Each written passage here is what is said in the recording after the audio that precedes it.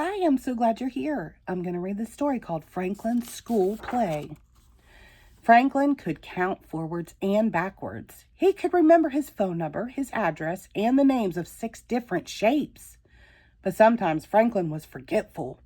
So he worried when Mr. Owl chose him to play one of the lead roles in the class play. What if he forgot his lines? Every December, Mr. Owl's students put on a show that they made up themselves. This year, they would perform a salute to the Nutcracker. Franklin had seen the Nutcracker ballet with his parents, and he'd listened to the music at home. He loved the story about a little girl and the toy soldier who comes to life. Franklin had a big part to learn. At home, he said his lines over and over again. "I hope I don't forget what to say," he told his parents. They encouraged him. "If you practice, you'll be fine." Franklin wasn't so sure. The week before the show, there was a flurry of activity in the classroom. Everyone had an important job to do. Goose studied her lines. Beaver practiced her ballet steps. The musicians learned their songs. "Lovely, lovely," said Mr. Owl. Raccoon was in charge of building the sets. His team had already cut, glued, painted, and decorated most of the scenery. Now they were busy trimming the tree. Mr. Owl thought it was spectacular. There was the costume designer. He and his friends created wonderful costumes with bits of this and that. When Mr. Owl saw what they had made, he clapped and said, "Delightful!" The cast practiced speaking loudly and clearly. Badger was the stage manager, so she prompted the players when they couldn't remember their lines. "That's great," said Mr. Owl, "but where is Franklin?"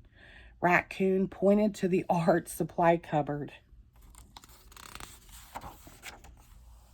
Franklin peeked out. "I need a quiet place to learn my lines," he said.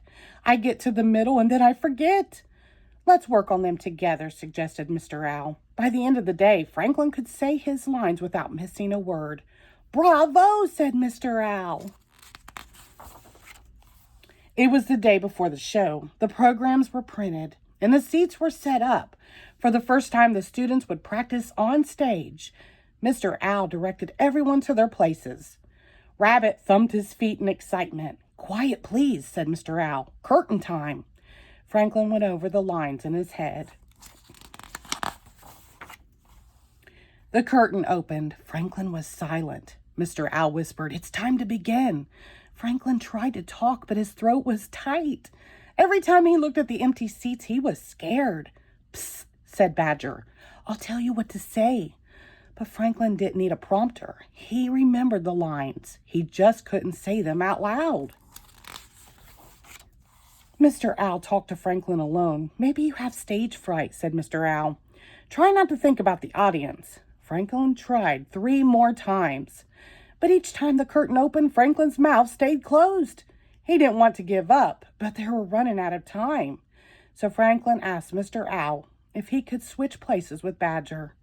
She could play the Nutcracker Prince because she knew all the lines. They started again. Badger couldn't be heard at the back of the room. Mr. Owl nudged Franklin. "Why don't you help her out?" Franklin stood on stage beside Badger. "Try saying your lines like this." Franklin spoke in a booming voice. He meant to say just one line, but Franklin got carried away and said a whole speech. When he was finished, everyone cheered. You got over your stage fright," said Mr. Owl. "I guess I did," laughed Franklin. Badger looked relieved. The next night, when the curtain opened, Franklin saw his family sitting in the front row. He took a deep breath. Oh, Franklin's first words were soft and raspy. "Keep going," he told himself. And he did. Franklin acted so well that he almost believed he really was the Nutcracker Prince.